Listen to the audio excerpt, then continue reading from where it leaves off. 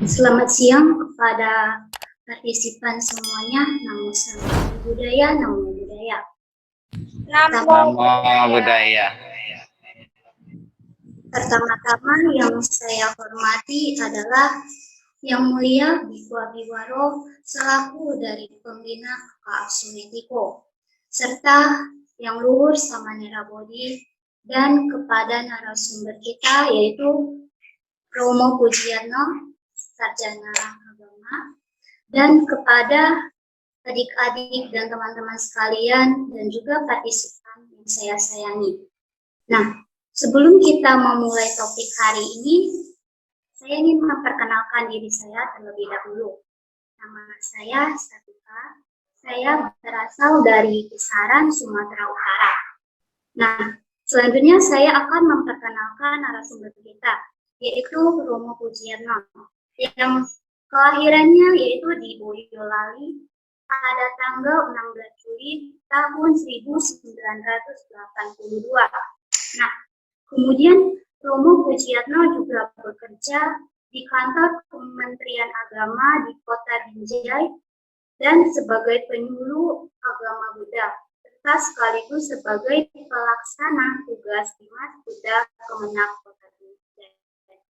Nah, pada kesempatan ini kita akan mendengarkan Dhamma kelas, yaitu pengajaran cara menyikapinya menurut ajaran Buddha. Untuk itu saya persilakan. Saya buka masker ya. Baik, terima kasih moderator Adik Satika yang memberikan waktu kepada saya dan kesempatan. Yang mulia Bante Abiwaro yang saya muliakan, Namo Buddhaya Bante. Juga yang Luhur Samanera Bodhi yang sudah hadir juga, dan adik-adik Mediko yang saya banggakan dimanapun Anda berada. Mudah-mudahan pada kesempatan ini semuanya dalam keadaan sehat, ya, baik, bahagia, ya, sehingga materi yang akan saya sampaikan ini dapat diterima dengan baik. Ya, jadi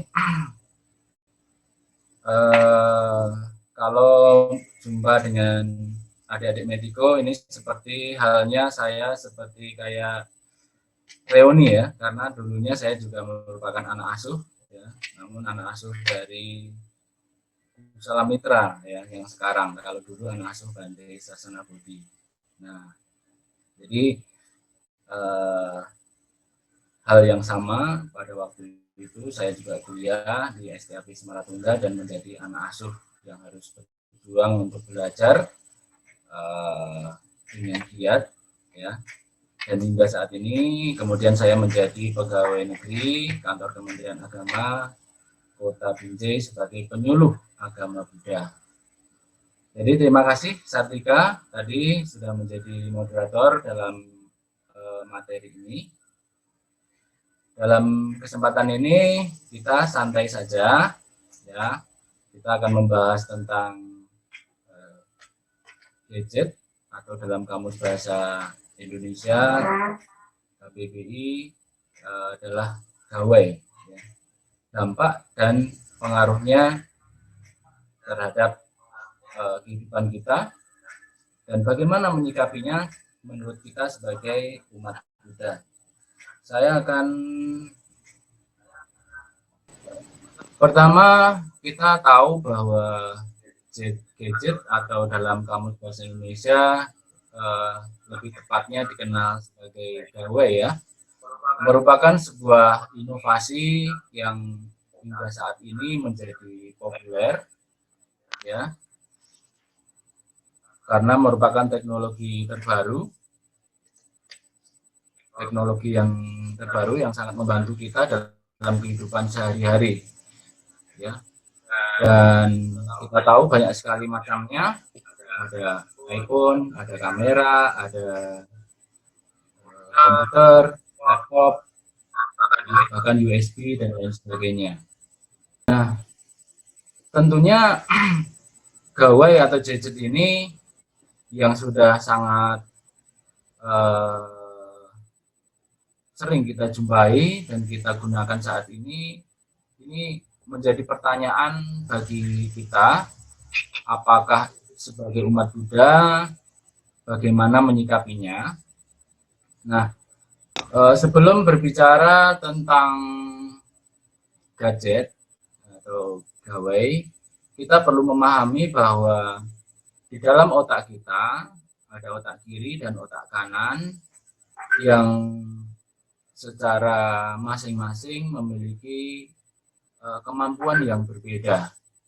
Ya, otak kiri dia sangat relevan dengan matematika, penalaran, bahasa Indonesia, menulis, membaca, logika, urutan, dan lain sebagainya. Sementara di otak kanan adalah kreativitas, konseptual, imajinasi, inovasi, gagasan, musik, ya, gambar, bahkan bermimpi, dan juga fleksibel, ya, keinginan untuk nyantai, dan lain sebagainya. Nah, ini mengapa kemudian gadget atau gawai ini sangat diminati oleh semua kalangan, baik itu dewasa atau bahkan anak-anak sekalipun sangat suka. Nah, itu karena handphone, komputer, ya, yang kita pegang, yang hampir rata-rata saat ini semua punya, ya, itu ada perpaduan antara gambar dan juga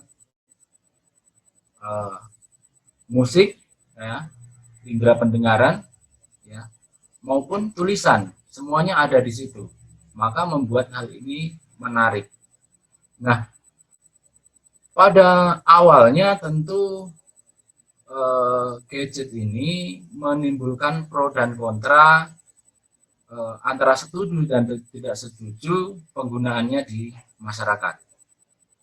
Ya. Ini adalah perkembangan teknologi. Seperti halnya pada masa zaman dahulu, ketika zaman Buddha, di mana gadget belum ada, budaya yang ada pada masa itu adalah budaya lisan. Maka dari itu kita ketahui adanya seorang biku yang dikenal dengan Tipitaka Dara, menghafalkan Tripitaka yang sedemikian banyaknya dari titik hingga komanya. Nah, maka kemudian seiring berjalannya waktu kemudian muncul budaya menulis, ya, yang mana setelah sekian ratus tahun baru kemudian ada budaya menulis, hingga kemudian Tripitaka bisa ditulis dalam bentuk daun lontar, batu, ya, maupun saat ini sudah di dalam buku tulis. Dan juga pada masa Plato yang suka menulis juga menimbulkan pro dan kontra pada masa itu.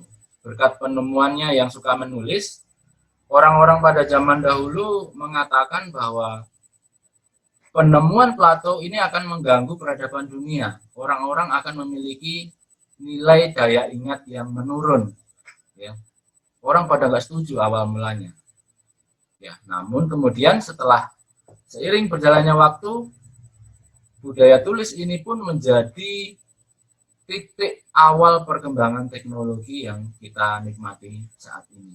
Ya, nah ini adalah cerita awal mengapa gadget itu menjadi populer hingga saat ini, karena ada otak kanan dan otak kiri ini menyukai keseimbangan antara suara, gerak, video, dan di situ ada semuanya di situ. Nah, oke. Sampai di sini sudah paham, ya? Oke, selanjutnya.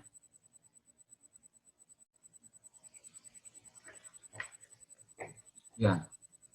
Nah, sekarang ini anak kecanduan gadget ini akan memberikan dampak yang negatif, meskipun juga ada dampak yang negatif, yang positif juga.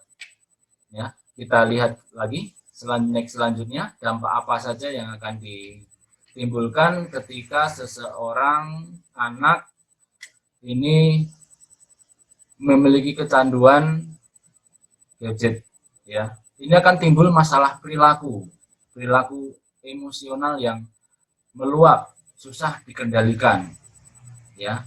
Nah, ini kecanduan gadget ini mulai populer sejak tahun 2014 ya, karena pada awal sebelumnya kecanduan ini lebih mengarah kepada kecanduan alkohol, kecanduan rokok, kecanduan zat-zat adiktif seperti narkoba dan lain sebagainya.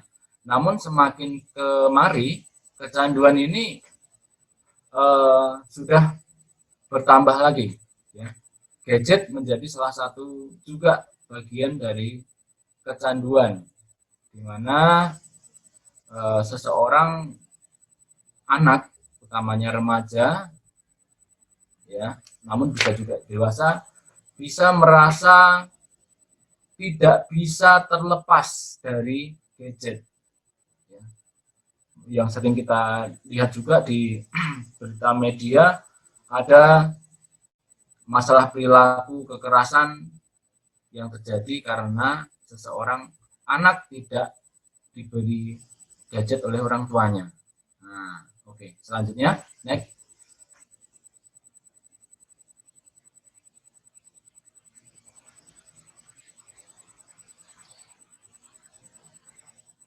Setengah dari masalah perilaku terjadi saat remaja, bahkan juga saat usia dini. Ini dikemukakan oleh Profesor Jan Twing dan Kate Campbell, ya. Dia menyebutkan setengah dari masalah perilaku terjadi saat remaja, ya, yang sudah sering menggunakan gadget, ya. Dan tetapi juga tidak lepas kemungkinan anak usia dini, mereka bisa mengalami kecanduan gadget, handphone, dan lain sebagainya. Oke, selanjutnya.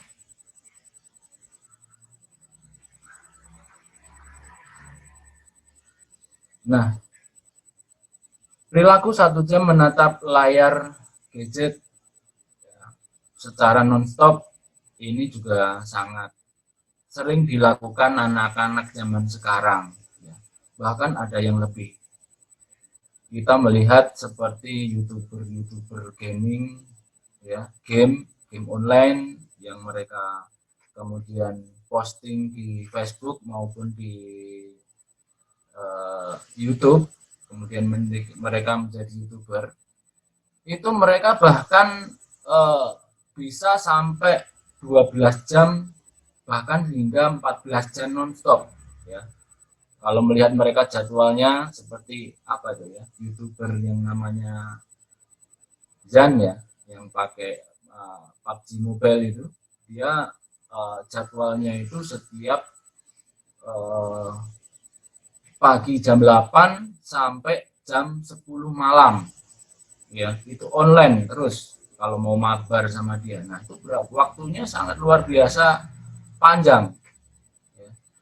Nah, ini akan menimbulkan perilaku yang kalau tidak bisa mengontrol diri, ini akan banyak sekali kerugian dari kesehatan mata, ya, kesehatan lambung karena telat makan, kemudian juga mungkin bisa jadi obesitas kalau kemudian di situ makan secara ngawur, ya, fast food, kemudian kurang gerak, tentu akan menimbulkan kegemukan berlebih. Baik, selanjutnya. Kemudian anak-anak menjadi cenderung tidak peduli dengan lingkungan sekitar. Ketika sudah mulai memegang gadget, berkumpul, mereka terkadang malah lupa untuk berbicara secara langsung. Nah, ini kecenderungan yang sangat salah ketika seseorang menggunakan gadget tanpa batas waktu. Selanjutnya. Nah, kontrol diri berkurang dan stabilitas emosi menjadi menurun. Gampang sekali marah. Diminta handphonenya, marah-marah. ketika kawan sedang mau ngajak bicara, tetapi kemudian karena asik dengan gadgetnya, ketika ditanya, kemudian dia marahnya tidak bisa dikendalikan. Nah, oke, selanjutnya. Para peneliti ini menyebut bahwa mereka yang berusia 14 hingga 17 tahun, oke, selanjutnya, ini sangat rentan, ya, sangat rawan sekali beresiko terhadap kecanduan gadget. Ya. Karena apa? Memang pada usia 14 hingga 17 umumnya sudah diberi keleluasaan oleh orang tua untuk memanage sendiri penggunaan handphone. Ya, beda dengan anak usia dini yang masih dibatasi, tidak diberikan secara langsung handphone untuk memakai dan menggunakannya setiap saat. Namun ada juga anak-anak yang masih usia SD sudah dikasih handphone oleh orang tuanya. Nah, ini siapa ini? Pasti ada ini. Coba tunjukkan jempolnya kalau ada yang sudah megang handphone sendiri. Nah, pasti ada ini, ya kan? Nah, korelasinya juga bisa terjadi pada anak-anak juga, ya, yang mengalami kecanduan. Banyak sekali anak-anak saat ini yang ketika sudah kumpul-kumpul, mereka pun sama seperti anak-anak dewasa ketika di kedai kopi. Mereka juga main handphone, ya. Bahkan anak SD pun sudah banyak yang mabar, ya, main game bareng. Kedua-duanya, baik dari anak-anak maupun remaja, akhirnya ini harus mendesak orang tua dan juga guru untuk ikut andil berpartisipasi dalam membatasi penggunaan gadget atau handphone, ya. Next, ya, agar anak-anak mereka mengurangi waktu bersama dengan gadget. Ya, ini pandangan umum oleh ahli. Nah, baik, selanjutnya sebelum kita ke pembahasan mengenai ajaran Buddha Dhamma. Nah, ini adalah beberapa kasus yang bisa kita lihat, namanya Jeff Daley dan Peter Bukowy, ya, itu orang Rusia mungkin. Merupakan gamer yang tewas secara mengenaskan setelah berulang kali memainkan Berserk, ya, secara nonstop. Ada juga yang dari Tiongkok, ya, yang viral di media sosial, meninggal karena 24 jam nonstop memainkan game online, ya. Ini ada banyak kasus yang bisa kita lihat di sekeliling kita. Nah, oke, selanjutnya next. Nah, dari beberapa hal yang sudah kita paparkan tadi, dapat kita simpulkan, dapat kita lihat bahwa ada ternyata dampak negatif dan juga dampak positif dari gadget atau gawai. Dampak positifnya, komunikasi menjadi lebih praktis. Anak yang bergaul dengan dunia gadget cenderung lebih kreatif, mudah melakukan akses ke luar negeri.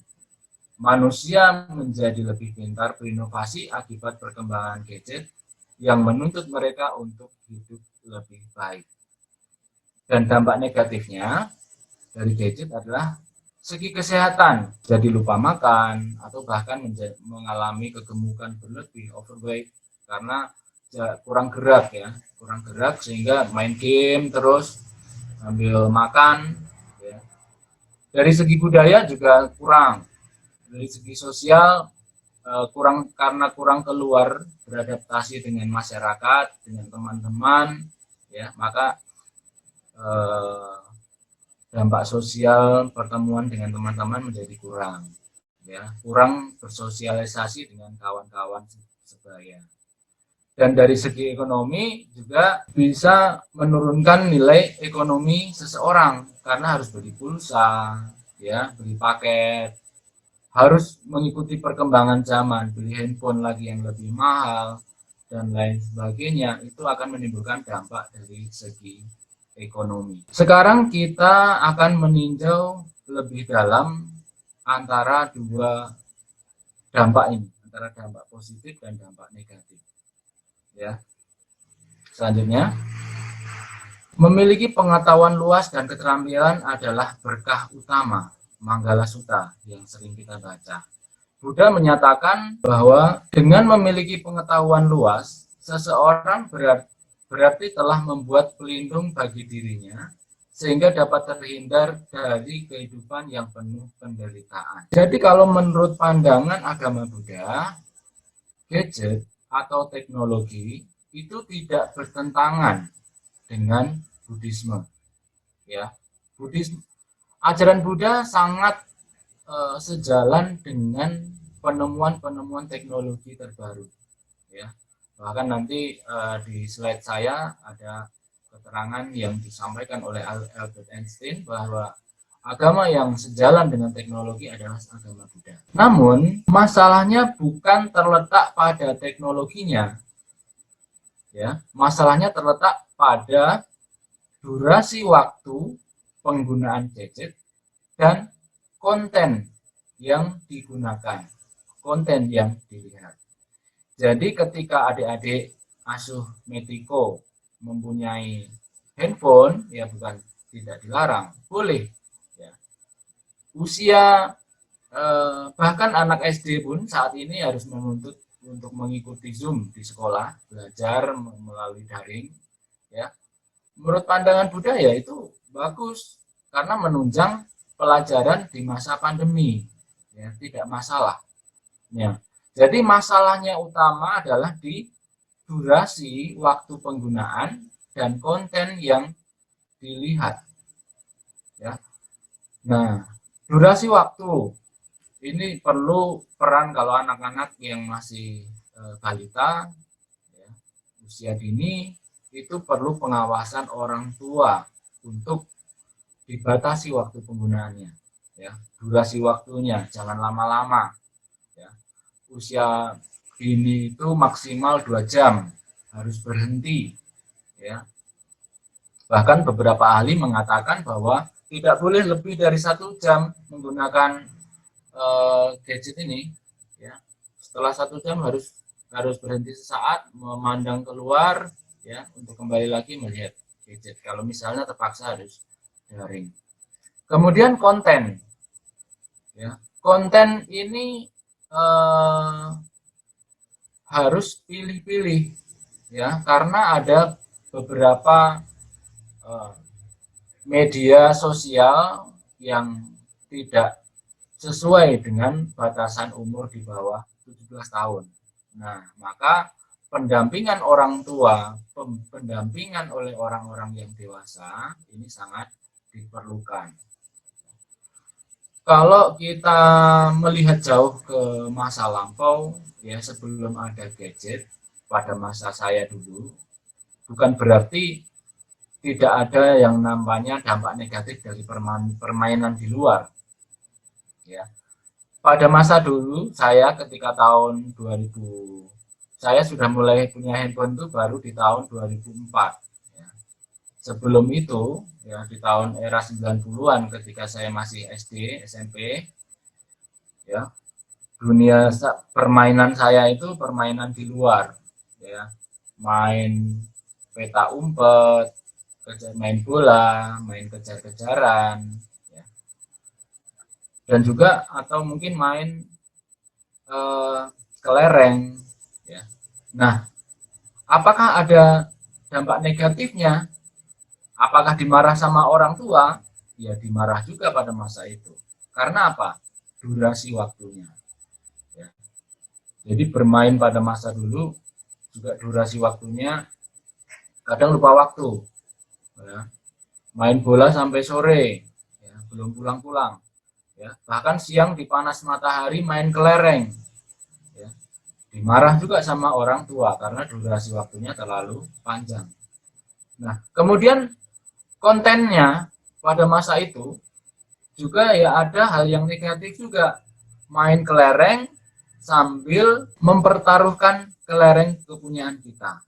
Nah, itu termasuk juga dengan perjudian kan. Nah, kemudian main uang logam itu, uang logam yang diputar secara perlahan kemudian ditutup, seseorang menebak ya, apakah gambar Garuda, gambar burung, ya, ataukah angka. Nah, kemudian ditebak. Siapa yang menang akan mendapatkan duit itu. Nah, itu juga termasuk perjudian pada zaman dulu. Itu juga konten yang dilarang pada masa itu. Jadi, ada ataupun tidak gadget, pada masa itu juga ada dampak negatif dan positifnya. Ya, jadi bisa paham ya sampai sini ya. Oke, selanjutnya. Nah, dalam Dhammapada ayat 152, ya, orang yang tidak mau belajar akan menjadi tua seperti sapi. Ya, dagingnya bertambah, tetapi kebijaksanaannya tidak berkembang. Nah, ini ucapan Sang Buddha pada masa itu. Ini berlaku juga sampai sekarang. Kita semua dituntut untuk tahu, mempelajari setiap hal. Ya, ehipasiko, teknologi perkembangan zaman kita tidak boleh ketinggalan. Ya, mentang-mentang gadget menurut pandangan ahli tertentu tidak boleh, ya, kemudian tidak mau belajar menggunakan gadget. Nah, itu juga salah. Ya. Kemudian seperti halnya saya saat ini sebagai seorang pandita, ya harus belajar bagaimana menggunakan aplikasi Zoom agar bisa menyampaikan pesan-pesan kepada orang-orang, ya, bagaimana menggunakan PowerPoint. Kalau sempat tidak bisa belajar, maka Sang Buddha akan marah. Ya. Ini Sang Buddha yang mengatakannya ini. Ini kalau pada masa itu barangkali Sang Buddha sudah sangat jengkel, sudah sangat dongkol kepada murid-muridnya. Ya, kalau kamu tidak belajar, kamu itu seperti sapi yang hanya bertambah dagingnya, tetapi kebijaksanaannya tidak berkembang. Ya, mungkin sambil marah pada waktu Sang Buddha pada masa itu. Ya. Oke, selanjutnya dalam Dhammapada 260, seorang tidak disebut tera, orang yang lebih tua, hanya karena rambutnya telah memutih. Biarpun usianya sudah lanjut, dapat saja ia disebut orang tua yang tidak berguna, ya, jika tidak menggunakan teknologi dengan bijaksana, artinya ya, artinya dengan bijaksana tadi ya. Jadi kita sebagai umat Buddha, ya, harus bijaksana menggunakan gadget, perkembangan teknologi itu agar bisa berguna bagi kita. Ibarat seekor monyet mungkin dalam sebuah perumpamaan, ya tidak akan merasa berguna ketika dia dikasih komputer, tetapi dia akan sangat bahagia ketika dia mendapatkan pisang, karena memang batas kemampuan monyet hanya sampai seperti itu.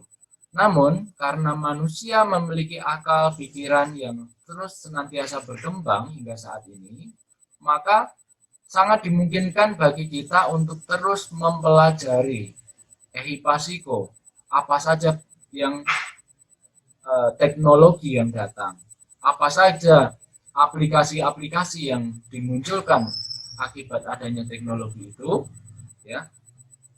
Namun dibatasi, dibarengi dengan durasi dan konten yang baik. Nah, kalaulah mau menjadi misalnya adik-adik ini pengen menjadi YouTuber, boleh, ya, tetapi ingat durasi. Utamanya saat ini adik-adik waktunya belajar, ya. Jangan kemudian banyak juga orang yang nggak belajar tuh, anak-anak main handphone saja. Nah, itu hanya satu dari sekian ratus orang yang berhasil menjadi YouTuber. Utamanya saat ini adalah belajar terlebih dahulu. Jangan mendahulukan yang lain. Ya. Jadi perlu kebijaksanaan. Saya ingat pada waktu dulu saya cerita ketika saya sebelum kuliah, ya, sebelum kuliah saya bekerja terlebih dahulu di Malaysia, ya, hingga 2,5 tahun, hampir 3 tahun. pulang balik ke Indonesia disuruh kuliah sama orang tua, kamu harus kuliah ya. Namun saya masih waktu itu saya memang kuliah, kemudian agak males-malesan, merasa karena lebih enak kerja, udah punya duit sendiri, mau pengen beli handphone sudah bisa pada waktu itu ya. Maka pada semester kedua ya, meskipun saya kuliah di Semaratungga STAP di Boyolali sana, saya bekerja pada masa libur hingga lupa waktu ya, bekerja di Jakarta di pabrik hingga lupa waktu, saat liburan selesai malah tetap kerja saja, hingga dimarah pada waktu itu sama Bante Sasana Bodi ya, kamu harus balik ke sekolah, ditelepon, diwajibkan balik, sampai ditelepon sama kawan-kawan ya, mengharuskan saya balik. Kalau nggak balik ya, saya akan kena denda ya, Bante waktu itu. Nah, barulah saya mengikuti. Untung saya masih mengikuti apa yang disampaikan oleh Bante Sasana Bodi waktu itu, sehingga saya melanjutkan kuliah. Nah, kalau tidak saya melanjutkan kuliah, mungkin saat ini saya tidak menjadi pegawai negeri ya, tidak menjadi penyuluh agama Buddha. Mungkin saat ini masih seperti kawan-kawan yang kerja lembur sampai malam ya, pisah sama istri, bekerja jauh ya, bekerja siang, pagi, malam di pabrik terus hingga lembur dan lain sebagainya ya. Jadi utamakan dulu sekolahnya, apapun ceritanya utamakan dulu sekolahnya. Nah, kemudian kalau menjadi YouTuber boleh ya, di sela-sela waktu, setelah durasinya tepat, sela-sela waktunya tepat ya, konten yang dipilih juga harus konten yang tidak menjerumuskan orang lain ya, menyangkut pembunuhan, pencurian ya, perzinahan ya, konten yang sangat melanggar perilaku sosial ya. Kalaulah mau TikTok juga harus dengan pakaian yang pas ya, jangan kemudian ikut-ikutan tren TikTok tetapi dengan gaya model yang rok mini ya, terlalu seksi dan lain sebagainya. Nah, itu sangat tidak dianjurkan dalam Buddhisme. Jadi durasi dan konten harus dipilih secara bijaksana. Oke, selanjutnya. Nah, ini Albert Einstein tadi bahwa agama masa depan adalah agama kosmik yang mana yang menjawab kebutuhan pengetahuan modern adalah ajaran agama Buddha. Ini sudah diprediksi oleh Albert Einstein pada masa dahulu ya. Jadi paling relevan ya, termasuk di dalamnya tentang penemuan cloning ya, penemuan teknologi robotik ya, dari kemampuan manusia ya, pengembangbiakan hewan ya melalui suntik ya, itu kan sejalan dengan Buddhisme, karena Buddhisme mengatakan bahwa terjadinya embrio ya itu bisa terjadi asal ada pertemuan sel telur dan ovum dengan kondisi cuaca kelembapan yang tepat ya, meskipun tidak di dalam rahim pun bisa. Nah, sebagai contoh ada bayi tabung ya, di pertemuan sel sperma dan telurnya dilakukan di luar dari rahim terlebih dahulu. Nah, itu kalau di Buddhisme sejalan ya, karena Sang Buddha pun mengatakan seperti itu. Oke, selanjutnya.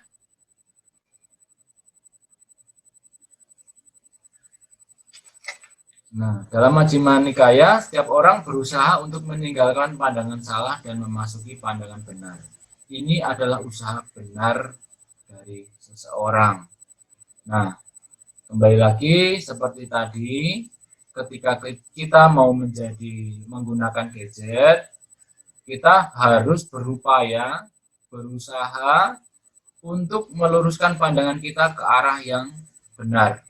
tujuan gadget kita digunakan untuk belajar. Nah, itu benar. Gadget untuk belajar bahasa Inggris, sekarang sudah ada kreator yang seperti itu. Gadget digunakan untuk mencari atau Google Translator, ya, itu bagus karena ada usaha untuk belajar di situ. Nah, kemudian diteliti juga kehendaknya atau niatnya. Kalau misalnya belum punya gadget, ingin membeli gadget, kehendaknya itu untuk apa? Ya. Kalau niatnya untuk belajar, oke. Ya. Tetapi kalau niatnya untuk gengsi-gengsian karena teman-teman udah punya, ya, maka saya nggak mau tersaingi, teman-teman handphonenya sudah Samsung terbaru, saya masih yang apa itu yang Mito, ya kan? Nah, kemudian malu. Nah, ini berarti kehendaknya karena malu, tapi bukan karena kebutuhan. Ya.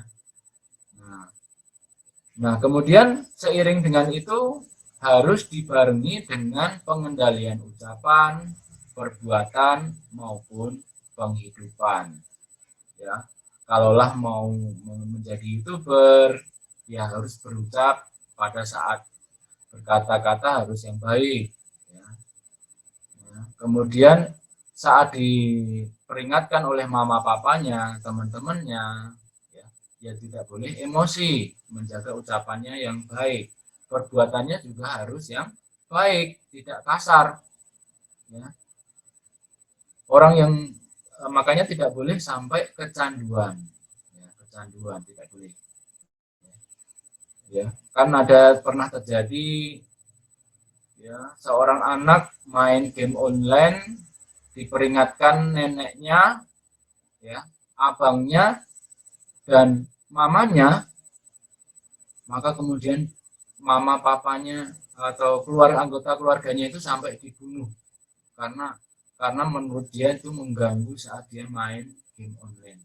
Dan ketika ditangkap polisi, dia masih sedang main game online. Ya. Nah, itu tidak bisa mengendalikan perbuatannya.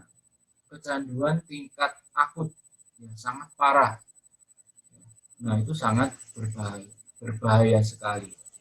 Nah, kemudian meskipun kemudian nanti menjadi konten kreator misalnya, menjadi YouTuber, terkenal dari penggunaan gadget, ya, sehingga penghidupannya berasal dari situ, ya, maka tidak boleh lepas, tidak boleh lari dari yang namanya sila, samadhi, dan panya. Ya. Jadi tidak boleh melanggar itu. Oke, selanjutnya, ya ini terakhir nih ya. Itu masih ada di apa itu? Tolong di unmute terlebih dahulu. Nah, jadi terakhir sebagai kesimpulan dari pemaparan ini, ya, dalam Dhammapada disebutkan bahwa pengetahuan itu bagi seorang yang dungu akan membawa kesengsaraan, menghancurkan kebaikannya, dan membelah kepalanya sendiri. Ya. Namun, pengetahuan bagi seorang yang bijaksana tentu akan membawa kebahagiaan dan kemajuan batinnya sendiri. Nah, jadi mudah-mudahan adik-adik sudah paham dari pemaparan yang sudah saya sampaikan tadi.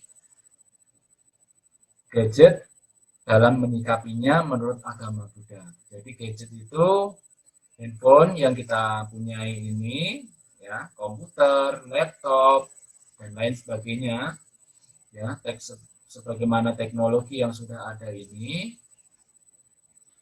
itu seperti pedang dengan mata pisau ganda, depan dan belakang, ya, akan bermanfaat, namun juga bisa menjadi tidak bermanfaat. Itu tergantung kita sendiri bagaimana cara kita menggunakannya, ya. Dan yang paling harus digarisbawahi tadi adalah dalam penggunaan gadget, penggunaan teknologi, ya, tidak boleh berlebihan. Ya. Yang terpenting adalah durasi waktu penggunaan dan juga kontennya. Ya, karena apapun ceritanya, meskipun tidak menggunakan gadget, tetapi ketika kita berkata, bertutur kata, berbuat maupun berpikir yang negatif, tentu itu juga melanggar dari sisi agama Buddha. Ya, oke. Jadi saya kira demikian penyampaian tentang gadget menurut sisi pandang dari agama Buddha. Kalau adik-adik misalnya kurang jelas, mungkin ada yang perlu ditanyakan, boleh ya. Nah, saya kembalikan materi ini pada moderator ya. Namo Buddhaya. Namo Buddhaya. Terima kasih Romo atas materinya. Nah, bagi teman-teman dan adik-adik ada yang ingin ditanyakan, boleh silakan di chat lewat kolom chat atau boleh diaktifkan melalui mikrofonnya ya.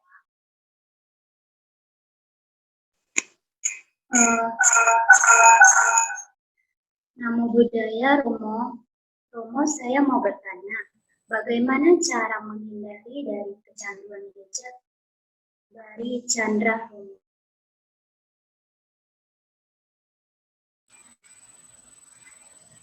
Ya, dari Chandra Kurniawan ya.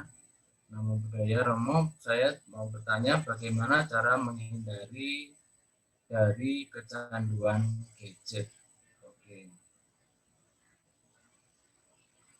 Nah, baik.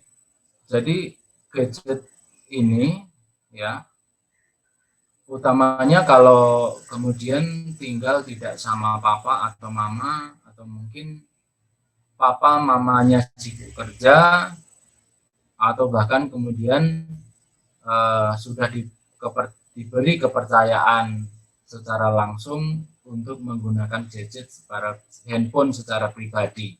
Nah, ini seringkali seseorang kemudian lupa waktu, ya, lupa waktu. Apalagi kalau sudah melihat YouTube, ya, melihat TikTok, atau mungkin sedang mabar sama kawannya, ini bisa lupa waktu. Dan itu lama-lama akan membuat kecanduan memang. Nah, bagaimana caranya? Bagaimana solusinya? Ya, yang pertama kita harus memiliki tekad. Ya, adik-adik harus memiliki tekad untuk bermain handphone selama mungkin 1 jam. Ya, tidak boleh lebih. Itu harus ditekadkan. Ya. Kemudian buat janji sama kawan, kalau misalnya lagi mabar, mungkin main bareng, ya, Mobile Legends dan lain sebagainya, itu boleh untuk selingan. Tapi intinya ingat, durasinya tidak boleh lama-lama.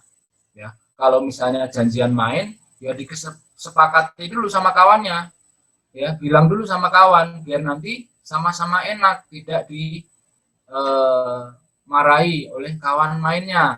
Ya, misalnya lagi main yang lagi tren apa nih sekarang ini, ya, PUBG mungkin ya, atau mungkin Free Fire, ya, main sama kawannya, ya, sebelum bermain sepakat dulu, ya, saya cuman main sampai sekali aja, ya, harus betul-betul tekad diri sendiri, ya, jangan kemudian mengingkari tekad itu. Ya. Nah, umumnya anak-anak kalau sudah mabar main bareng sama kawan-kawan itu enggan bilang sama kawannya. Ya, makanya kalau papanya bilang, mamanya bilang, udah berhenti mainnya, tanggung katanya. Ini bentar lagi game kan gitu kan. Nah, maka sebelum permainan selesai bilang dulu sama kawannya, setelah ini sudah ya, saya waktunya belajar. Ya. Jadi niat durasi waktu itu dikuatkan dengan jadwal belajar Anda, jadwal keseharian yang adik-adik miliki. Ya. Harusnya adik-adik itu memiliki jadwal. Ya. Itu utamanya kalau yang tinggal di asrama itu sudah jadwalnya sudah ada ya, jadwalnya puja bakti, mandi, makan, waktu-waktunya baca parita itu sudah ada.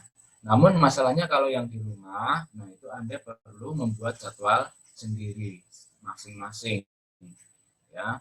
Dan itu harus komitmen diri sendirilah yang bisa mengatasi kecanduan gadget itu ya. Nah, itu jawaban dari Romo. Kalau ada lagi, silakan. Nah, untuk teman-teman, jika ada yang mau bertanya, boleh. Sebelum itu mau saya Romo izin mau bertanya. Namo Buddhaya. Bagaimana jika seorang orang tua yang membelikan gadget kepada anaknya dengan maksud untuk belajar, tetapi malah disalahgunakan oleh anak tersebut, ya buat game lah gitu.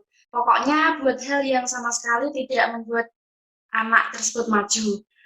Contohnya kan sekarang ini ada bayi yang harus dikasih HP dulu baru dia menganalisnya, buat nonton YouTube lah baru diem. Itu bagaimana menurut Romo? Terima kasih. Baik, terima kasih dari Cindy Erli Kasna ya. Nah, oke. Fenomena penggunaan gadget pada anak balita ya, yang jadi memang itu menjadi sering kita jumpai kepada ibu-ibu yang sibuk ya. Nah, pasti adik-adik nanti juga menjadi ibu-ibu. Makanya ini pertanyaan yang sangat bagus dari Cindy ini ya. Nah, itu fenomena yang semacam itu, nah, itu tentu sangat disayangkan ketika seorang anak yang dimana anak usia 0 hingga 6 tahun itu usia emas. Di situ ingatan kedekatan antara anak dengan orang-orang di sekitar itu akan terus membekas hingga sampai tua, sampai dewasa. Jadi makanya dikatakan sebagai 0 sampai 6 tahun itu usia emas. Ya, disitulah saatnya menjalin kedekatan antara orang tua dengan anak, orang tua dengan bayi, di mana otak kanan dan otak kiri memiliki proses perkembangan yang sangat pesat di masa itu. Ya. Jadi balita di usia 0 sampai 6 tahun itu di situ mulai belajar berbicaranya, belajar menggunakan kemampuan otaknya, otak kanan dan otak kiri. Ya. Kemudian proses perkembangan pesatnya itu di usia itu. Maka sebenarnya menimang-nimang anak, memberikan ASI pada usia 0 sampai 2 tahun, ya, itu sangat diutamakan. Tidak boleh sebenarnya ada masa di usia itu dikasih handphone, ya, itu sangat disayangkan sekali, ya. Makanya nanti kalau adik-adik ini memiliki adik, ya, memiliki balita di sekitarnya, ya, upayakan jangan diberi handphone terlebih dahulu, ya, utamanya di usia 0 sampai 2 tahun, di mana dia masih minum ASI. Nah, kalau sudah mungkin usia 3 sampai 6 tahun, itu sudah boleh, tetapi tidak boleh melebihi waktunya dari 1 jam. Ya, 1 jam itu sudah dalam 1 hari, 1 jam itu sudah maksimal. Ya, menurut penelitian para ahli. Karena di usia itu ketahanan fisik balita ya, di bawah 5 tahun itu belum semampu orang dewasa, ya, karena ada radiasi, ya, kemudian suara menyetel suara handphone sesuai dengan kemampuan gendang telinganya itu mereka belum bisa, ya. Kemudian menjaga jarak antara handphone dengan matanya, mereka juga belum bisa memahami akibatnya dari penggunaan handphone tersebut. Maka dianjurkan setiap kali menggunakan handphone kepada balita itu harus ada pendampingan dari orang tua. Dan ingat, durasinya tidak boleh lebih dari 1 jam dalam sehari. Itu pun kalau bisa, ya, maksimal 10 menit berhenti dulu, diajak main yang lain. Itu hanya waktu penggunaan handphone untuk balita itu dalam waktu mendesak saja, ya, mendesak saja, tidak boleh itu kemudian secara terus-menerus, ya. Oke, bisa dipahami ya, Cindy Erlikasna, ya, tentang apa yang saya sampaikan. Ada lagi yang lain atau mungkin ada tambahan, ada menanggapi? Silakan. Ya. Tentunya adik-adik juga ingat, ya. Oke, silakan. Ya, tentunya juga ingat pada masa kecil, adik-adik di usia 6 tahun itu pasti ingat siapa yang sering menggendongnya, siapa yang sering mengajaknya jalan-jalan. Itulah di usia emas, di usia balita itu. Nah, silahkan jika ada lagi. Mungkin sebagai tambahan ya, kalau sebenarnya menurut penelitian yang saya baca, orang balita atau remaja yang menggunakan handphone maupun yang tidak menggunakan handphone, ya, apakah menjadi titik ukur kecerdasan? Apakah yang menggunakan handphone cenderung lebih bodoh atau yang tidak menggunakan handphone menjadi lebih pintar? Itu menurut penelitian tidak ada korelasinya, tidak bisa dipastikan, tidak bisa menjawab, karena banyak juga orang yang pandai akibat menggunakan handphone. Ya, dia menggunakan handphone untuk belajar, mencari searching di Google pengetahuan, aplikasi dan lain sebagainya untuk mendukung belajarnya. Ya. Namun banyak juga orang yang tanpa handphone itu lebih mandiri, lebih pandai juga dalam belajar. Ini dikarenakan kemandiriannya dan keterbatasannya membuat dia belajar lebih giat, waktunya lebih banyak, kemudian mengerjakan apa-apa yang sendiri, ya. Makanya seringkali Romo melihat bahwa orang-orang dengan keterbatasan ekonomi, ya, justru lebih kinclong otaknya. Itu karena kemandirian, ya, kemandirian. Jadi utamanya juga kemandirian kita ini sangat menentukan keberhasilan kita. Punya handphone ataupun tidak, kalau kita bisa mengatur diri sendiri dengan baik secara mandiri, itu jelas kita akan menjadi orang yang sukses. Ya, itu bisa dipahami ya, kira-kira ya apa yang saya sampaikan. Bisa, Romo. Nah, mungkin itu ya yang perlu saya sampaikan dalam kesempatan kali ini. Jika sudah tidak ada pertanyaan, mungkin sudah cukup ya. Bande, mungkin nanti saya minta untuk kita foto bersama dulu ya. Oke, terima kasih Romo atas materinya, sangat bermanfaat sekali. Sedikit tambahan ya Romo, saya akan menyimpulkan dari pembahasan hari ini, yaitu gadget sangat berpengaruh bagi kita. Dan ada dua sisi, yaitu ada sisi positif dan sisi negatif. Itu tergantung cara kita sendiri menggunakannya. Nah, kemudian menurut ajaran Buddha itu tidak bertentangan ya, karena ajaran Buddha juga sejalan dengan perkembangan zaman.